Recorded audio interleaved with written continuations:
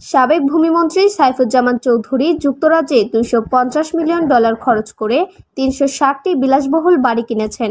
এ তথ্য জানিয়েছে কাতার ভিত্তিক সংবাদ মাধ্যম আল জাজিরা।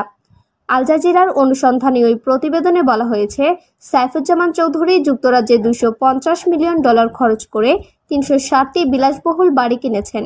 নিজের রিয়েল এস্টেট ব্যবসাকে সম্প্রসারণ করেছেন ব্রিটেন ছাড়াও দুবাই, নিউ ইয়র্ক, সিঙ্গাপুর এবং মালয়েশিয়ায়।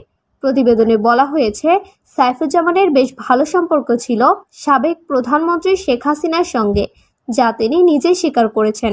সাবেক ওই ভূমিমন্ত্রী বলেছেন, আমার বাবা শেখ হাসিনার খুব কাছের লোক ছিলেন, আমিও তার কাছের লোক। হাসিনা আমার বস, তিনি জানেন যুক্তরাজ্যে আমার ব্যবসা আছে।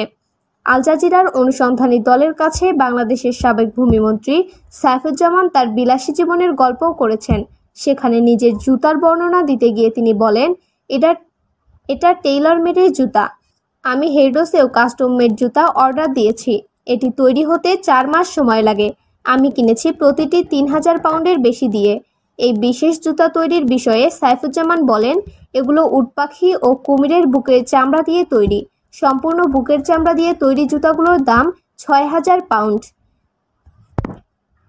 বাংলাদেশের মুদ্রণনীতি অনুযায়ী দেশের নাগরিকেরা বছরে $12,000 বেশি বিদেশে নিতে পারেন না।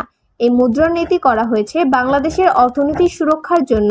বাংলাদেশের সুপ্রিম কোর্টের আইনজীবী শাহদ্দিন মালিক বলেন, আমাদের বৈদেশিক মুদ্রার রিজার্ভ ব্যাপক হারে কমে গেছে। কেউ বাংলাদেশ ব্যাংকের অনুমতি ছাড়া বিদেশে টাকা নিয়ে গেলে সেটা মানি লন্ডারিং আইনে অপরাধ। লন্ডনে বাড়িগুলো তৈরির বিষয়ে আল জাজিরার প্রতিবেদনে বলা হয়, সাইফুজ্জামান ডেভেলপারদের কাছ থেকে বাড়ি কেনার জন্য বেশ কিছু কোম্পানি তৈরি করেন। 2016 থেকে 2021 সালের মধ্যে তিনি যুক্তরাজ্যে 265টি বাড়ি কেনেন। তার বাড়িগুলোর বেশিরভাগই বারকলি গ্রুপের মতো শীর্ষ ডেভেলপার প্রতিষ্ঠানগুলো থেকে কেনা। সাইফুজ্জামানের কেনাকাটা সেখানেই থেমে থাকেননি। 2021 সালে $1,60,00,000 লন্ডনে আরও সম্পদ কেনেন তিনি। তার বেশিরভাগ সম্পত্তি ভাড়া দিয়ে থাকেন।